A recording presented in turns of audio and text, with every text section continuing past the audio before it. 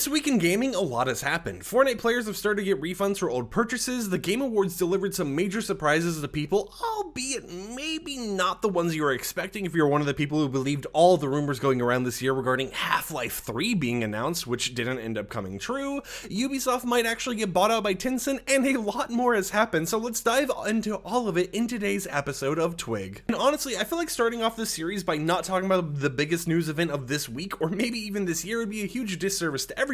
so let's talk about the Game Awards. This year felt like an absolute Astrobot sweep as they were nominated for 7 different award categories and ended up winning 4 of those awards, being for Best Family Game, Best Action Adventure Game, Best Game Direction, and even the coveted Game of the Year award, beating out other Game of the Year nominees such as Balatro, Black Myth Wukong, Final Fantasy VII Rebirth, Metaphor Refantasio, and even the controversial Elden Ring Shadow of the Erdtree DLC, which is controversial for being nominated for Game of the Year despite being a DLC, which will let that be its own topic for another time. If you're curious about the winners in the other categories, you can see a full list of winners on screen right now for each category, but following in the lead of Astrobot by winning multiple awards, we have Balatro and Metaphor Refantasio, which each won 3 awards. We have Black Myth Wukong, Helldivers 2, and Hellblade 2, which each won 2 awards, and it's just so cool to see all the different awards being put out there, and also seeing indie devs like the developer of Balatro winning multiple awards at a huge gaming convention event where we're kind of celebrating gaming in general. But of course, as it's an event where we're celebrating gaming, it's not just about the awards. Game Awards is also about showing sneak peeks at what's coming next in gaming, which is kind of like what E3 used to be, except the Game Awards is at the very least still around. So let's start off by talking about some huge announcements with Naughty Dog's new PlayStation 5 exclusive called Intergalactic: The Heretic Project. The game started being worked on back in 2020 and stars Jordan A. Munn, a bounty hunter who ends up stranded on the planet of Semperia, with this planet's communication with the outside world going dark hundreds of years ago, and anyone ending up on this planet being completely missing. People go to the planet typically to try unraveling the mysteries and be the one who knows what's going on this planet, only to never get heard from again. And besides having a very hyped up announcement, quite a few prominent brands can be seen in the trailer, from Porsche to Adidas, Sony, and more. So it's going to be very interesting to see how many brands from the real world end up making their way into this intergalactic hyperspace. Naughty Dog has also stated that as of right now, they're keeping a lot of the story building elements and a lot of the stuff that's kind of actually going on here under wraps, at least until the near future, where they actually share more information as they get closer to launch. They hope that the game lives up to the Naughty Dog tradition of creating an emotional, character-driven epic journey, with narrative goals being rivaled only by their ambitions for a great gameplay. Naughty Dog believes that this will be the deepest gameplay in their game development history as they push themselves to create something beyond anything they've ever done before, with the game's soundtrack being scored by Trent Reznor and Atticus Ross, who are both known as the composers for 9 Inch Nails and their countless roles composing for films such as Teenage Mutant Ninja Turtles: Mutant Mayhem. So honestly, as of right now, it sounds like this game is going to have a huge jam-packed cast of talented people working behind the scenes to create something amazing, and while I don't personally tend to buy PlayStation exclusives as I always wait for them to come to PC, I might have to make a little bit of an exception for this whenever it does release in a near galactic future. Elden Ring also had a huge announcement this year with Neightreign, a 3-player survival game that my friends really hope is a roguelike. In Neightreign, you have to survive 3 day and night cycles while making split decisions about combat and exploration across changing maps, in hopes of your trio becoming strong enough to take down bosses at the end of each in-game day. Neightreign is set in a universe that is parallel to the events in Elden Ring, and is a heavily multiplayer focused game, so while you can play this solo if you dare, it's highly recommended to go in with a group so that not only do you have backup when a boss battle happens, but also just to kind of fill out more of those slots without worrying about choosing a bad character out of the 8 unique playable characters in the base game. Now, every session will actually end on the 3rd night when the team has to face off against the chosen Night Lord, and if the Night Lord wasn't scary enough, absolutely everyone who has played a Dark Souls game before has felt fear and PTSD seeing the nameless king in the trailer for this game. Now, if you fail a run, it's actually not that bad of a thing, because as failing, you'll be able to earn different relics for your player that allow you to actually customize and upgrade your character. So at the end of the day, a loss is technically a win and might actually be necessary in order to get that glorious full win towards the later parts of the game. You can also find sites of grace to give each hero a chance to level up and gain more power, as each journey provides you another opportunity to grow those permanent stat bonuses. But you might be wondering, okay, if it's good to lose, if it's good to find these power-ups, what happens if you win? Well, successful runs against the knight bring the players closer closer and closer to defeating the entire realm of the Night Lord and unraveling the stories that each hero has in this parallel world. And I'm gonna be honest, I've been in calls before where everyone was just streaming Elden Ring to each other, but I have no clue if I even have a trio qualified enough to take down what is essentially a 3-player Souls-like roguelike. Also, maybe this genre should just be called a Rogue Souls? I don't know, I'll leave that for you guys to kind of discuss. But to switch gears, we have to talk about a game that we haven't heard of in a long time. Okami is set to get a new sequel in the near future. Now, Okami was originally released in 2006 with an HD remaster being released in 2017, but it's been years now and we hadn't really heard any news about an update to this franchise. You know, in the end of the original Okami, they actually mentioned until next time, but other than that, there really wasn't a next time. Some people were even doubting if we were going to be getting a next time,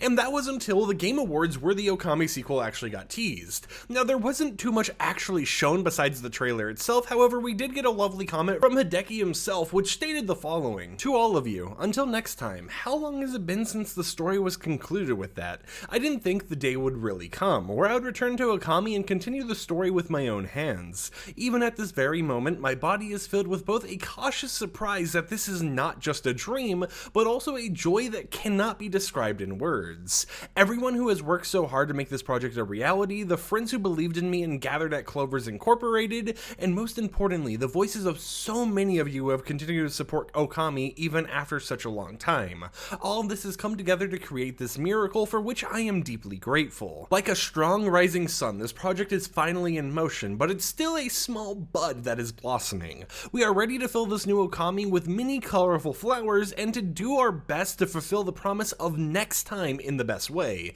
Everyone please wait with anticipation." Now, I feel like this heartfelt message just makes me even more excited, with the only other teaser being more questions about what this game entails, asking what new adventures will be like, and informing us that it will once again be some time before they update us on this game and when it will be releasing, but they hope we look forward to this project. And honestly, I'm fine with them taking their time, because in a world full of live service games, which we will be talking about a little bit later in this episode, I think it's going to be nice to see more of these older games get new sequels instead of just remasters, and get filled with tons of wonderful stories for us to actually enjoy as a player. Now, in huge news for PC players, The Last of Us Part 2 Remastered is going to be releasing on PC April 3rd, 2025, with a pre-order bonus that gives you an ammo capacity upgrade and crafting training manual. But almost like a double feature, Final Fantasy VII Rebirth will also be releasing on PC January 23rd, 2025, arriving under 1 year of its PlayStation original launch, which also features pre-order bonuses that give you a Moogle Trio summon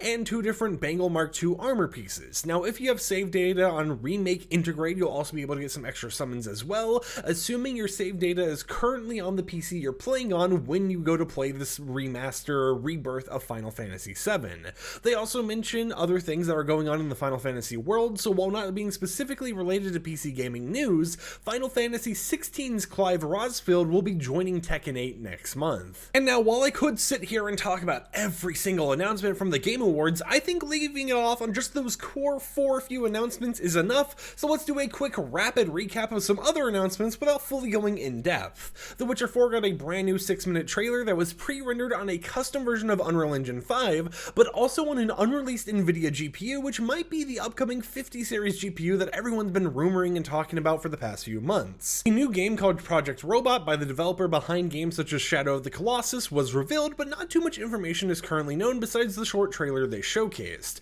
We got a new game called Dispatch that was announced, which features a huge cast of voice actors from Jacksepticeye to Moist Critical and more. There was also a brand new sci-fi fantasy co-op game called Split Fiction that got announced, which requires only one person to buy the game for both friends to play it through the Friends Pass system, but for the first time ever since the system's kind of been in place for games by this developer, cross-play support is going to be added for the Friends Pass system, meaning if you own the game on PC and your friend on Xbox doesn't own the game but you want to play with them, that will still be possible. You will be able to play with someone on PC and someone on Xbox, or someone on PC and someone on PlayStation, with only one person actually owning a full copy of the game, which is a super cool thing to see. A new Sonic racing game was also announced for the first time in like 5 years, called Sonic Racing Crossworlds, which had a trailer featuring Shadow the Hedgehog, who has been honestly getting a lot of love and attention recently. RGG Studios also announced 2 new games, or 2 new updates for games and stuff like that, with a new Yakuza-style game called Project Century, which will take place in the the 1915s.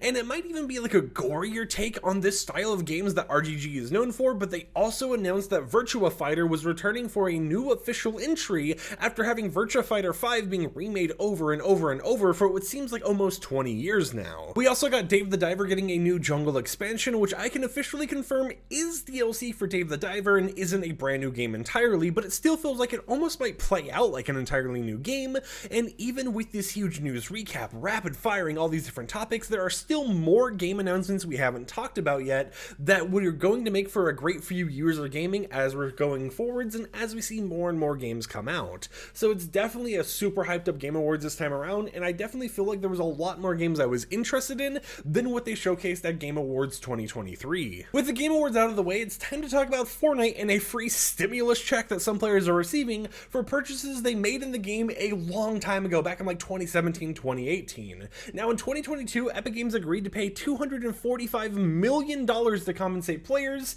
by Fortnite's alleged counterintuitive, inconsistent, and confusing button configuration that the FTC said they had that was going to lead players to accidentally purchasing stuff that they didn't even want. This had fully gone through, and ever since 2022, you've been able to make a claim to ask for some of that money back if you're one of the people who believe that you accidentally made some unwanted purchases due to the whole entire system being confusing or unintuitive or whatever else. And now players have actually started receiving those refunds as early as last week, with some players receiving as low as like $20 to $50 and other players receiving as high as $200 to $300 to maybe even $1,000 I've seen in some cases. So if you're someone who wants to get a refund because you do believe that you had accidentally bought some stuff you didn't want back in the old days of Fortnite, you can go to the FTC's website, which is linked down below this video, and you can apply for a refund. You have the option to actually apply for a refund all the way up until January 10th, 2025, and once you do that, once they verify your information and everything, they'll send you money back based on how much they believe you're going to be able to get compensated due to how much money you made or, spent during this unwanted issue. It doesn't mean you're going to be getting one-to-one of your money back, so if you spent like $2,000 and you report that on their website, you might not get $2,000 back. You might get like $500, $300, $200, but don't expect a one-to-one full refund for all of the purchases actually made. And then in terms of Ubisoft, we have to talk about the Ubisoft buyout. You guys may have heard about XDefiant shutting down, I think early next year, and the reason why is because Ubisoft is apparently shutting down some of the games and stuff. They're kind of shifting their focus in certain areas in order to work on a potential buyout with Tencent. However, during the negotiations, there has been some disagreement over controls of the company post-deal, with the Guillemot family wanting to go ahead and contain its current control over Ubisoft, being able to basically still do all the stuff they normally do, and it's basically like they're asking, hey, look, we want you to buy our company, right? We want you to buy us Tencent. However, we want you to let us continue doing what we're doing, let us keep the same control. So in reality, we're basically just asking you to give us money, right? That's basically what it comes down to, and Tencent is withholding its participation in the buyout until it is assured greater influence and greater control on future board decisions for things going on with Ubisoft in the future. So they're waiting for the Guillemot family that currently oversees Ubisoft and does all the control and decisions for the actual Ubisoft company to agree to these type of conditions. So it's definitely interesting to see everything going on here. And honestly, I'm concerned to see what happens to Ubisoft going forwards, because if we pay attention to what's happened in Ubisoft before, they've had lowered their financial targets for certain games. They're going ahead and having games undersell constantly. A lot of people complaining about stuff. I mean, there was Star Wars Outlaws recently, which I actually got to play early, and even though I got to play Star Wars Outlaws early and I had fun with it, there was a lot of people who didn't really like the game and it underperformed under their normal expectations, so they've been scared about the company potentially shutting down and everything due to all these little changes. I mean, they even disbanded the development team behind Prince of Persia: The Lost Crown back in October 2024 because of all these crazy changes and all the, the underperformances and all the bad, financial targets and stuff that they've set for stuff, and they're really trying to make sure that when they release this upcoming Assassin's Creed Shadows game, that it can actually perform to their financial targets and it can actually perform better than they're hoping for, which is why they've constantly been delaying it. They most recently delayed it to February 2025, and it's definitely been a really interesting situation where maybe in a few years we don't even see a Ubisoft anymore. Now in some mixed news, which actually sounds a little bit better than normal, we have to talk about Grand Theft Auto 6. The Take-Two CEO has recently done an interview where he kind of described GTA 6 and he said that it's breathtaking, worth waiting for, and that the title is going to be extraordinary with claims that it will meet Rockstar's high standards of success. So with all these keywords being thrown about and GTA 6 even being mentioned more, it is sounding like we're going to be cooking up some interesting stuff when this game releases. And I mean, if you even think about it, with GTA 5, that game has lived this entire time, right? Maybe you don't watch as much GTA 5 content or anything, but it feels like ever since I was a kid, GTA 5 came out. I remember playing GTA 4 with a HEPA Lodge actually plugged into my TV so I could go ahead and record it to my PC, and I remember GTA 5 coming out, and that was just like a whole entire era of my life right there. It's like I grew up as GTA 5 was growing up, so seeing GTA 6 coming out, I'll be sitting here and I'll be in a moment where I'll be like, man, we're about to reach a new genre, a new generation of Grand Theft Auto players out there, and I think that's exciting to see, but there are still some people kind of concerned that we might see a potential delay for GTA 6, as we've known them to do delays for major titles like Grand Theft Auto 5 before, and Red Dead Redemption 2 before, and there hasn't been a actual concrete release date that has been officially announced anywhere yet, other than, you know, the original trailer that released in December 2023 that said, hey, fall 2025 release, it's coming out in 2025, so maybe it gets delayed until 2026, but I wouldn't be surprised with GTA 6. I'm just going to be excited for the moment when it does officially drop and we're able to get our hands on it, and then seeing what they do to the online experience, as it's said to have an online mode as well. But this has been your major news recap of a lot of stuff that happened in gaming in the past week, so definitely consider subscribing to keep in the know with everything going down in all the installments of Twig from now to the near future. Until next time, however, I hope you guys enjoyed this episode, and I'll catch you guys a little bit later when we come back with more Twig news.